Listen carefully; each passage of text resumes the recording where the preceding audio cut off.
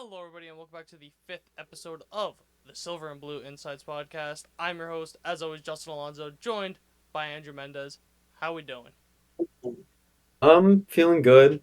It's a nice Friday, but not the most excited for a matchup this weekend. You personally are feeling good. You're not feeling good about the Cowboys. Yes. I would agree with you on that. Um, but before we get into anything, a lot of injury news broke over the week. So when we're recording this now, we don't have an injury report for Friday's kind of walkthrough. Let me just double check to make sure it didn't come out in the last 5 seconds. It did not come out in the last 5 seconds. So we're kind of just basing everything off Thursday's and Wednesday's injury report. So starting out with the big one was Jordan Mhm. Phillips. He was put on injury reserved with a wrist injury. He said that he didn't know his wrist was hurt. Um, and something that happened in the off season was he did get surgery on that wrist. And what do you make of this entire situation? Um, I don't know. Like, how did he not know? How do you not know your wrist is hurt? I think And then you go on the eye. I think it's a little bit of Like, roster manipulation, honestly, because he graded out as the worst defensive tackle in football.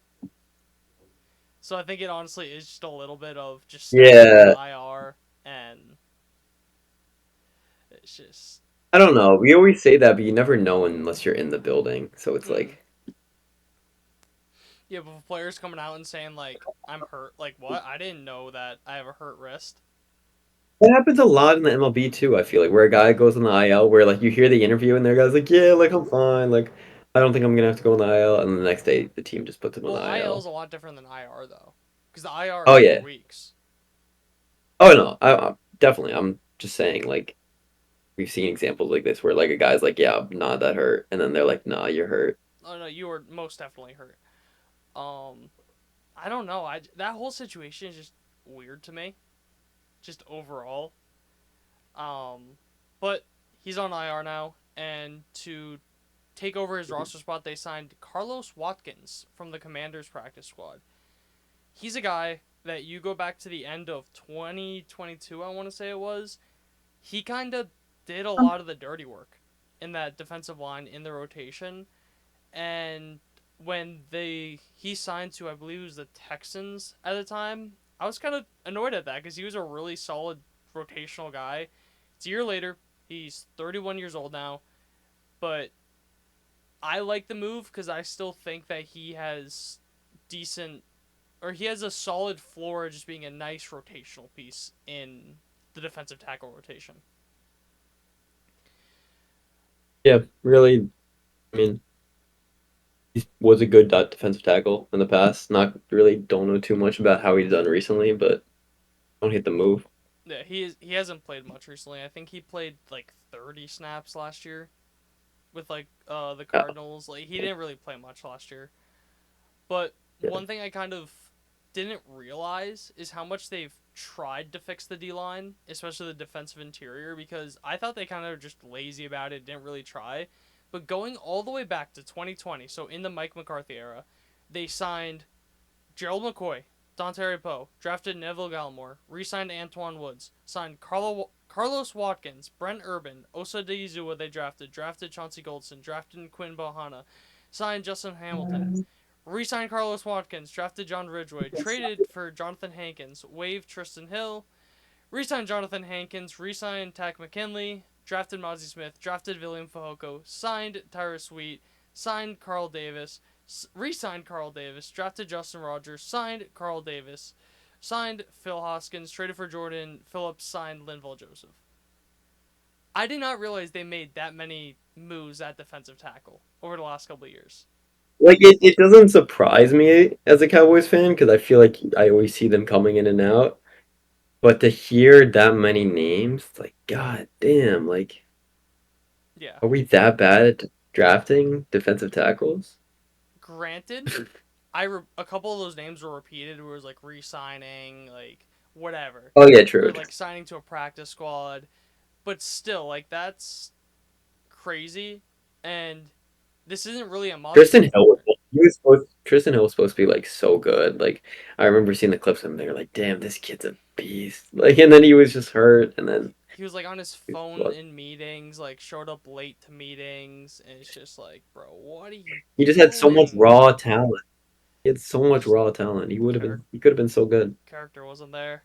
Um, yeah, but kind of segueing into Mozzie Smith. So Mozzie Smith was a did not practice on Wednesday and Thursday.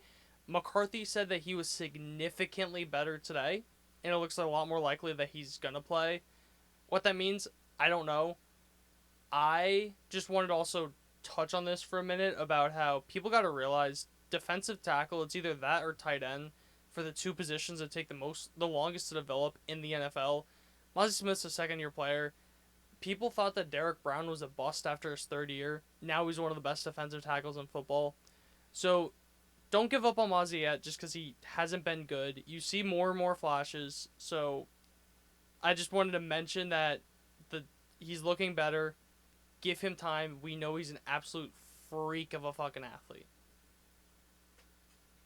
Yeah, agreed. And then three other injuries was one, CeeDee Lamb and Trayvon Diggs were both did not practice on Wednesday, then limited on Thursday. Everything I've seen on them is that this was just taking so much precaution for them that like Hmm. they are fine. Like there's nothing like they're like tweak something, they will be fine. They just cannot afford to lose either of these guys. So just an obscene amount of caution. And the last big one Yeah, on, no, or sorry, no worries, no worries there. yeah. Then the last big one on offense um is Ferguson. My brain just shut down for a minute. He they had a walkthrough today, but Mike McCarthy said if it was a full practice, he would have been a full participant. He said he's looked great, and all signs are pointing to that he will most likely be playing on Sunday, which is just insane. That's just absurd given That's what we crazy. all thought when we saw that knee injury. And he's just like, yeah, I'm gonna play. Like that's wild to me. That's just doesn't make any sense. We were like, oh, he's done for the season. That's what we didn't. That's what we were thinking.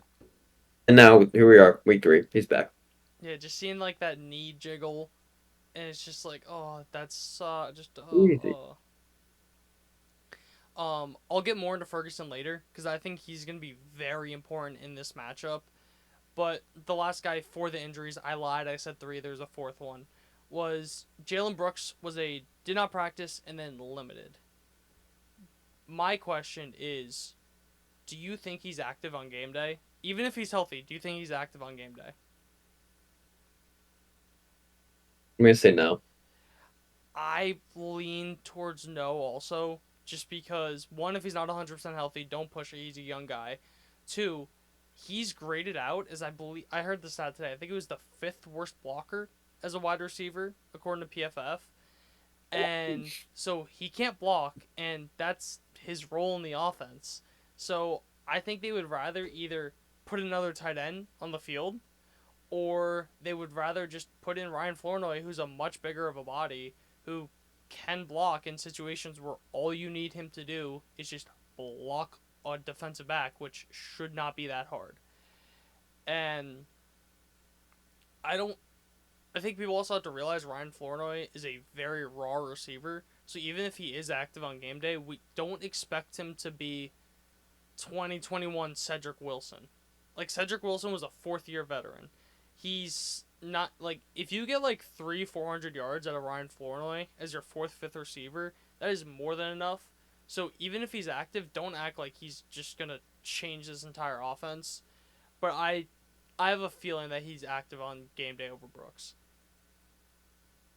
Yeah, after that, you just have to like make some sort of change, and we were we were talking about it before. He was pretty impressive, I'd say in preseason. I would say they're gonna give him the shot. He's gonna be active for this game. Yeah, and I think just the Brooks I think if Brooks wasn't hurt, Brooks would still be active. But I think just because like there's a little nagging thing, Flournoy's healthy, you want to give him a shot. So I think he'll be just. That's kind of where I'm leaning. Obviously, I wouldn't be surprised if Brooks is active. Did you Mhm. see that Jerry Jones? Because the Eagles lost. Kirk O'Chain's never said a bad thing about him in my entire life. Did you see that Jerry Jones didn't see or found out that they lost the next morning when he went on the radio? What do you mean? He did so Tuesday morning. He has he weekly. I forget if it's like once or twice a week, but he once or twice goes on the. I think it's the Cowboys flagship radio. Um, and he was on there, and they mentioned the Eagles losing, and he said like he found out that they lost because of that them mentioning it. Like he didn't know they lost. That's just so funny. Like the owner of the Dallas Cowboys, the owner of the most valuable franchise in sports, doesn't know that his biggest rival is a division opponent? What? I, Jerry Jones is very That's good at insane. baiting people. He is very good at baiting people. I saw someone call him Rage Bait Jones earlier, or he's just baiting the fans into talking about him and being like, "Oh, how crazy!" It's like Jerry Jones is getting what he wants. We're talking about the team. That is only what he wants. You think he gives a shit if we're talking bad about them? No. To him, any publicity No. is good publicity. That's what I was gonna any publicity is good publicity for Jerry Jones. He doesn't care if it's good, bad, like Like he just says whatever. he said something He just says today. whatever for clicks. He said He's just clickbait. he. That's the He's perfect literally just clickbait. definition of what he is. He is clickbait. I'll try and find the quote right now, but he also had another quote talking about how he just didn't care about the running back room and how he was saying like there's no issue with it right now. Here, let me. Where What do you mean? are you? Yeah, just cause something else came up. Trayvon Diggs, C.D. Lamb, and Jake Ferguson all listed as full participants today. Um, Oh. here. All right, so I must tell you this is a little bit of a first for me because I've never seen such made of our position and what we're doing at the position running back this year. Not having done this or not having done that at running back, both of these guys came out at the same time. Really, this is talking about Derrick Henry and Ezekiel Elliott. Both of these guys came out at the same time. We've got a pretty good contemporary of our competition this week in Zeke Elliott. I'm pleased with what Zeke is doing. Running back is just not on our radar as far as area of interest. That may be the biggest just bait of a quote of all time. If I'm a beat reporter following the Cowboys, I am following around Jerry Jones and tweeting everything he says because I know I'm getting so many clicks, so many likes, so many retweets, all the engagements on the planet. So I find it so. I'm laughing more at the shit he says because you know it. The whole point of it is just bait. But I find it Yeah. so funny. Because at the end of the day, like him, it doesn't matter what he says. He's the owner. He's he has all the money at the end of the day. He's in his 80s. Like it doesn't. It's just a game at this point. He created. The funniest thing is how he literally put an AI version of himself in the Cowboy Stadium. Like it. I mean, I don't blame him. When everyone calls it Jerry World, why would you not Because it put is an AI Jerry World. generated? Yeah, if everyone calls it Jerry World, why would you not put an AI generated version of yourself digitally in the stadium? And also how people call it the cathedral. And he's like seeing himself as like the Pope. And just like, that man's ego is That's insane. But one note I wanted to kind of mention before we got into the series preview, or series, I'm used to baseball, game preview. Um, Demarion Overshone was asked if he was going to be in the regular defense, and he said he's going to be in it. He's like a main part of the regular defense this week. And I guess this is a perfect segue into the game preview. Because the way I see it is either him or Micah Parsons are going to be like the spy on Lamar. I probably would lean Overshown just because I think Overshown's a tick faster, and I'd rather Micah rushing the passer while you have Overshown as like that spy. So it's gonna be really interesting to see what they do. We talked about the snap count, right? I forget if that came out. Yeah. Well, we talked about how many. Yeah, how he just Um, did not get that many snaps, and that cannot happen again, especially against a team like the Ravens that they are gonna just run the ball more than you've seen all year. So they got to figure that shit out. He better be getting, if not, he better be getting like the second most. I get if you don't want to have him on the field for the entire time because coming off the ACL, he's not. You don't want to risk like with the knee. You don't want to push it. He's a speed guy, so you want him to be at 100% speed the entire time. So like I get it if he has like the second, even the third most snaps, but it's got to be more than 30. It's got to be more than 35. You probably got to get him on there for 35 to 40 snaps on defense. Anything else is, I don't want to say a joke, but you better be blowing out the Ravens if he's getting that few snaps. That's the only yeah, excuse you have. completely agree. I mean, not not expecting anything less, honestly. If it is, there's a problem. But Yeah. if he says he's in a regular defense, then he's in the regular He defense until further notice. he better be. But then do you know Lamar's record against the NFC? Um, no, what is it? 20-1. I knew something really good, but I didn't really. That's crazy. The only The one loss was it? Did he lose to the Rams? Nope. East Okay, Coast. never mind. Um, Let's see. I I don't think know. they are the closest team geographically to you. I could be wrong in that, but I think they are. They should be at The least. Jets or the Giants? Giants, Yeah, no, they are. which kind of crazy, but he the only loss was when Wink Martindale was a defensive coordinator of the New York Giants, and he literally just spammed what is it, 8-man blitz? What is that Madden play where you literally just send the entire fucking house? Engage eight. Yeah, engage 8. Yeah, he Engage. literally was just engaging 8 every single play. And that's kind of what you got to do. Like Mike Zimmer, his whole thing is he blitzes a lot. He makes a lot of fake pressures, which sounds weird, but he almost makes the quarterback feel pressure that isn't there.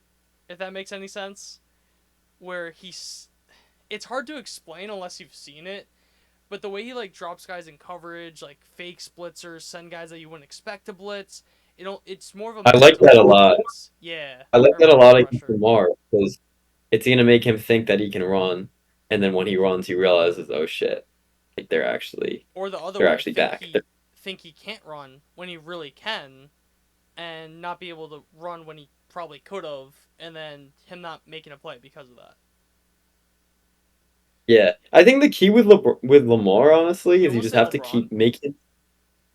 I don't know why I almost said LeBron. I heard the lub.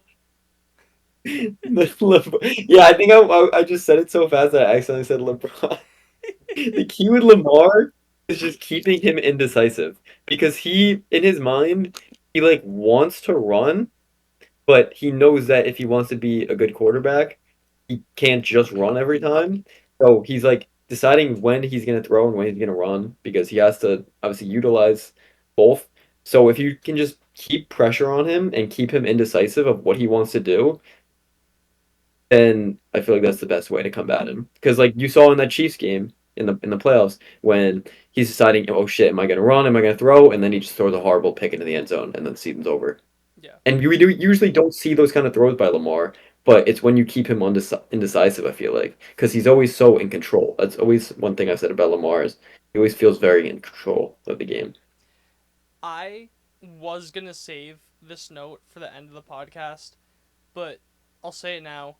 It 5 words that I wrote at the bottom, bold, all caps, underlined. Start with the fucking ball.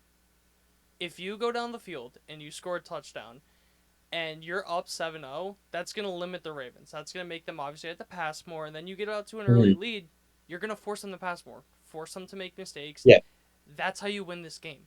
If they're in a game script where they could give Derrick Henry 20, 25 carries, Lamar gets 50, like 10, 12 carries, I don't see how you win this game. Honestly, like yeah. if the Ravens play the type of football they want to play, you're not winning this game. You got to make them throw the ball. Like that's just what you have to do. Yeah, no, I think the Ravens, you're completely right. They probably are the best team in the NFL when they have a lead. Hmm. Although, like the Chiefs, I don't know. I feel like that could be a debate with them and I the get what you Chiefs, mean though. The point but the point's there. they can control the clock better than any team in football because they'll just run over you and they'll get first down after first down after first down.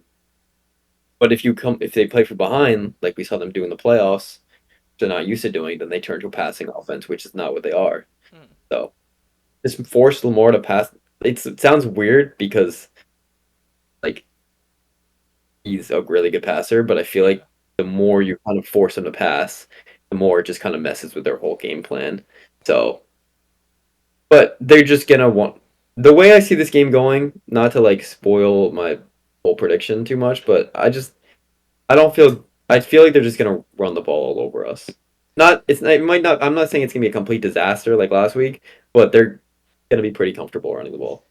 Part of the reason why Lamar is such a good passer is because a lot of the passing is opened up by him running.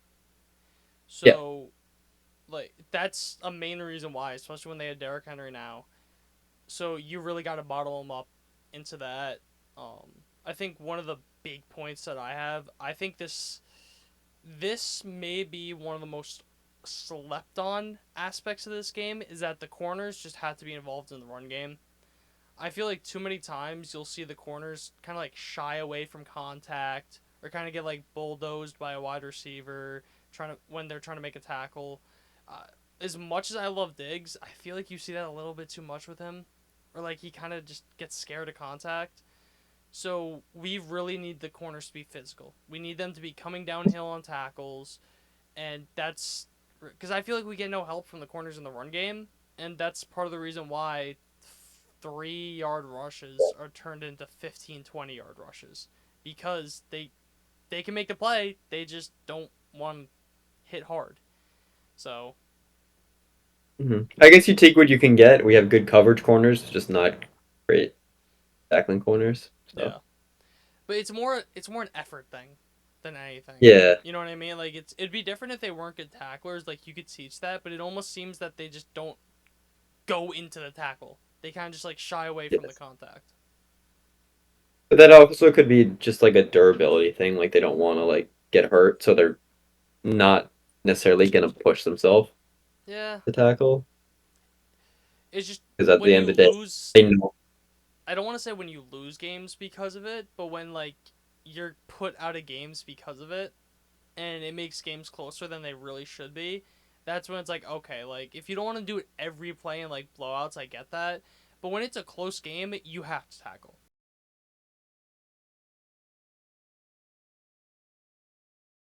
All right, sorry about that, guys. Welcome back.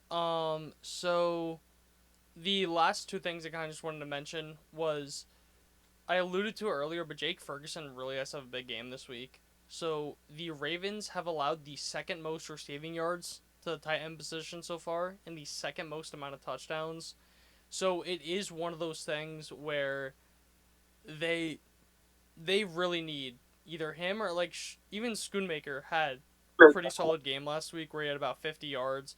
So if you could find a way to get as a combination like 80 to 90 yards out of your tight end position, I think that's a really good recipe for success, especially when you add up all the other yards that going into my next note is CD, but really need big games from the tight ends this week. And then the last kind of note I had just want to talk about is the Ravens have allowed the fourth most yards, passing yards to quarterbacks so far. This game is going to come down to the passing attack. The Raiders, when they beat the Ravens last week, they only had 27 rushing yards. as a team, they had 27 rushing yards, and they beat the Ravens. You're not going to bro. beat the Ravens on the ground. You're going to beat them in the air. The Ravens were down. The way they won is they're like, hey, we have an elite wide receiver in Devontae Adams. Let's just spam him the ball. They spammed him the ball. He made a what is it? Is it a thriller catch? Or like, you know what I mean? Where it's like the sideways person with like the toe tap. Was it Thriller? The Michael That would be Jackson. Thriller, right? I feel like that's Yeah. Thriller. No, but he made a crazy catch. That's what it's gonna come down to. Just learning you have because Devontae Adams had 9 catches for I believe it was like 120 yards, and Brock Bowers had 9 catches for about 90 to 100 yards. It is gonna come down to CeeDee Lamb and Jake Ferguson. Those two guys right there will either win you or lose you the game. The rush defense, I think if you start with the ball and you march down the field, you score first. I think that's your only path to victory. I can't see the Cowboys team the way it's set up against the run and just kind of everything overall that if they go down early, I don't see them coming back in this game, especially against how good of a team the Ravens are. I agree. I think the most important part is going down early or going ahead, getting ahead early. Although the Cowboys aren't the worst team to be in to be in that spot, down to the Ravens, because they have Dak Prescott. So as long as that man is the quarterback, I still have hope. That might sound like a surprise or a shock to a lot of people, but that man knows how to come back, The only and I difference feel like is the he's one. defense actually has to get stops. It doesn't matter how good Yeah, he plays, the defense can't get stops. It's all going to be in vain. yeah. But I don't know. Who knows? Maybe this team this last week was a little bit of a wake up call, and they're gonna perform like they're supposed to perform, which against this offense pretty tough. But I wouldn't it wouldn't shock me to like see them just completely shut down like the offense and have them score like less than 17 points. I don't think that's what's gonna happen, but like, not like it'd be like, oh my god, like Mika and D-Law and Trevon Diggs. Like this is a defense completely capable of stopping the Ravens, even though it doesn't feel like it at all after what we watched last week. Mm. I got nothing else to talk about. Just kind of going into this game, if you just want to give like very quick predictions, I feel that this is going to be both teams are going to either score in the high 20s, low 30s. I'm going to say that the Ravens win 30 to 27. Okay. All right, so you're going for like close to like a little over average scoring game. Mm. What are we thinking for Dak's like stat line? Um I'm thinking like if they're going to have any chance he needs to have 3 passing touchdowns, 300 yards. Like he has to go off this game. That's the only chance that they have to win this game.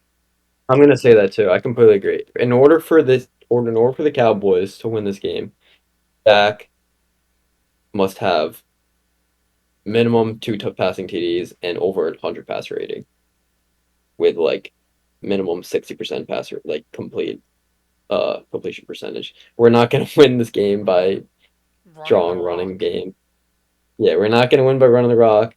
I don't think we're gonna win by just special teams. I don't think we're gonna win because of our defense. I think if we win, it's gonna be because of the offense. But I just I just have a bad feeling about this week, and I'm gonna stick to my gut feeling. So I'm gonna say that the Ravens win this game 31 to 14. Wow. Wow. So you're going blowout. Well, no, I'm just last week just put me in a really bad mood about this, the really bad headspace about this team. Hmm. Even though I didn't watch it live, just watching the highlights and seeing everything that happened, I don't know, it shook me. So I'm saying 31-14 in a pretty I'm gonna say the Cowboys keep it close up until the third quarter, and then Lamar just kind of runs away with it a little bit. I will say McCarthy teams are very good after a loss, especially after they get blown out. They kind of show that where they play much better after that. I don't know what's going to happen. I got nothing else unless you had any more finishing touches? Stop the run. Stop the. That's really it. Stop the That's run, the biggest bro. thing. Just stop the run. Stop the run, and then we can have a chance to win. If we don't stop the run, it's gonna feel like a very long, painful loss. Yeah, but you guys will all be watching the game on Sunday. Please win this game. It's gonna be a very good game. On that note, thank you everyone for listening. Please follow us on YouTube, on Instagram, Twitter, TikTok, all that good stuff. Listen to us on Spotify. If you're a really smart person and really want to support us, you're listening on Spotify right now and you're watching us on YouTube. If just because that's what the cool kids do. I don't know. I don't make up the rules. But on that note, thank you all for listening. See you guys next time. Peace.